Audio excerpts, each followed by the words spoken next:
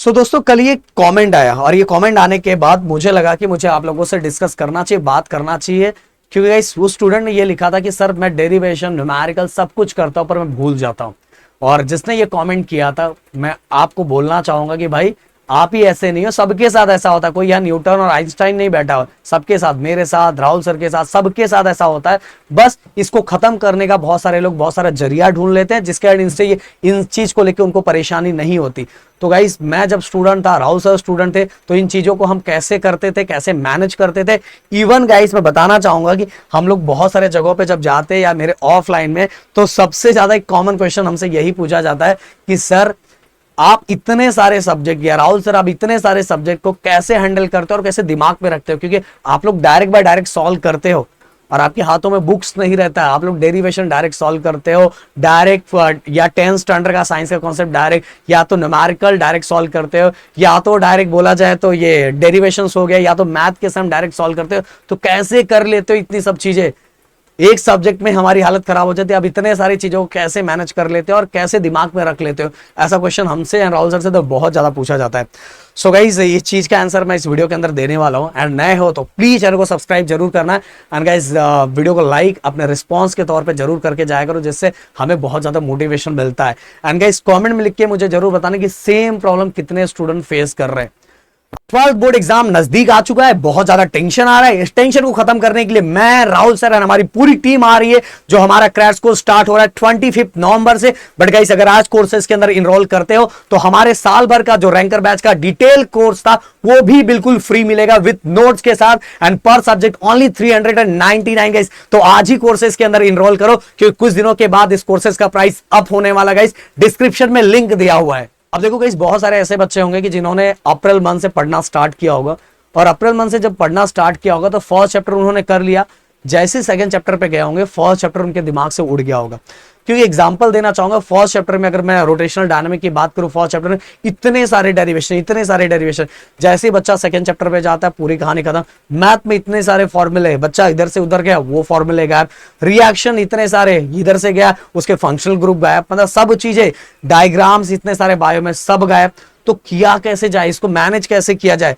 So guys मैं कैसे करता था वो चीजें मैं आपके सामने रखने वाला हूं। सबसे पहली बात तो गाइस मैं क्या करता था, मैं कभी भी पहला तो तरीका मैं यही करता था कि अगर जो मैंने आज पढ़ा है, जो मैंने आज जो भी चीजें पढ़ी है, जब मैं कल पढ़ना स्टार्ट करता था तो मैं आज की चीजों को फिर से 15 मिनट टाइम देता था। फिर इसके बाद जब मैं परसों पढ़ने जाता था तो मैंने परसों के पहले 2 दिन जो पढ़ा था फिर से उसको मैं क्या करता था, दोनों को 15 मिनट टाइम देता था। फिर से इसके बाद जो मैं जाता था तो मैं हर दिन रिवीजन करता था। हर दिन मेरे रिवीजन का टाइम 15 to 20 मिनट्स पीछे वाली चीजों को रहता ही था गाइस। ये मैं पहला फॉलो हमेशा करता था और ये चीज राहुल सर भी फॉलो करते थे। एंड दूसरी बात गाइस मोस्ट इंपॉर्टेंट, जो बड़े बड़े डेरिवेशंस होते थे, बहुत बड़ी बड़ी चीजें होती थी, उनको हम किस तरह से मैनेज करते थे गाइस बताना चाहूंगा। मैं हमेशा क्या करता था, जैसे अगर मैं सिंपल सा एग्जांपल लेना चाहूं, ये derivation mu R G, okay, मैं हमेशा दिमाग में ये रखता था कि यार मतलब इसको सॉल्व करने का क्या क्या रिक्वायरमेंट है, इसका मेन टर्म्स क्या है। जैसे या तो आप देखो इसके 2 टर्म्स है, centripetal force and normal reaction, ये चीजें। तो मैं इसका मेन क्लू याद रखता था क्या है इसके अंदर। इवन जैसे कोनिकल पेंडुलम का डायग्राम, तो कौन सा कंपोनेंट किसको बैलेंस कर रहा है, कौन सा कंपोनेंट किसको बैलेंस कर रहा है, और बैलेंस करने के बाद उसका रिक्वायरमेंट क्या क्या है। मेन फॉर्मूला है, मेन फॉर्मूला जैसे अभी theta equal to tan inverse mu square r g, angle of banking.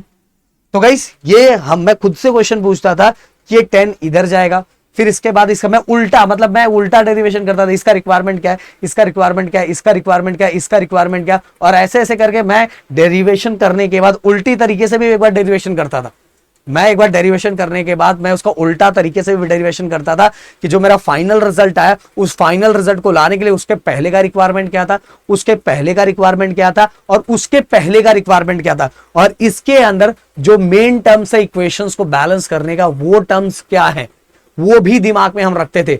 Even guys जैसे अब मिनिमम और मैक्स वाला है, एक में प्लस एक में माइनस है, तो ऐसी कुछ चीजें जो उसमें से कॉमन चीजें ढूंढी जाती थी कि भाई इसमें दोनों में क्या कॉमन है और क्या बस डिफरेंस है, बस उतना याद रखोगे तो आपकी चीजें बैलेंस होगी।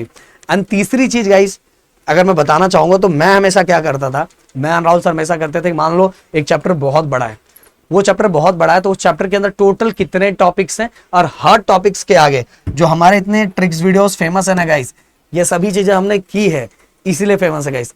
तो हम क्या करते थे कि अभी फर्स्ट चैप्टर के अंदर इतने सारे डेरिवेशन है, तो सब डेरिवेशन को हम लोग लाइन से लिख लेते थे, और सब डेरिवेशन को लाइन से लिखने के बाद हम सबके सामने छोटा छोटा सा डायग्राम बनाते थे, और छोटा सा डायग्राम बनाने के बाद या ये किसको किसको बैलेंस किया उस डायग्राम में ही लिख देते थे, और बैलेंस करने के बाद यहां उसके अंदर का जो मेन हिंट पॉइंट था, मेन हिंट पॉइंट मतलब कि जिसके कारण वो बैलेंस हो रहा है, और बैलेंस होने के बाद उसके अंदर क्या क्या निकालना है, उसके अंदर एंगुलर वेलोसिटी निकाला, लीनियर वेलोसिटी निकाला, टी निकाला, ये हम उसके सामने लिख देते थे।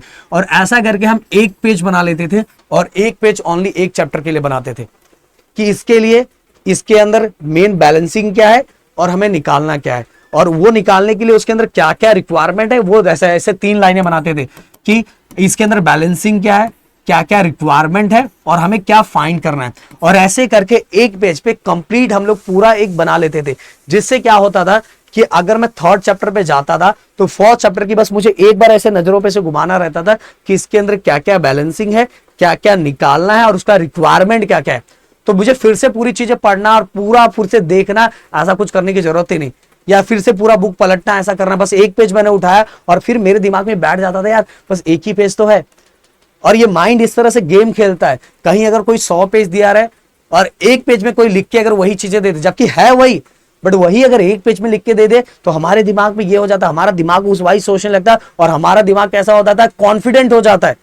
और अगर वही 100 पेज हो जाएगा तो हम डिमोटिवेट हो जाते हैं, और 100 पेज मेरे से कहां से हो जाएगा। तो सबसे पहले अपने दिमाग को ना, मतलब दिमाग को घुमाना सिखाओ, घुमाना सिखाओ मतलब उसको उलझाओ। कैसे उलझाओ, मतलब उसको उल्लू बनाओ। जो 100 पेज है ना, उसी को कम पेज में कन्वर्ट करो। कम पेज में कन्वर्ट करोगे तो आपका दिल और दिमाग दोनों खुश होगा, और दिल और दिमाग खुश होगा तो आपको जो याद करोगे ना, और अच्छी तरीके से दिमाग में जाएगा, अच्छी तरीके से दिमाग में जाएगा। ये चीजें आपको याद रखना है, अपने दिमाग के साथ ही आपको गेम खेलना है।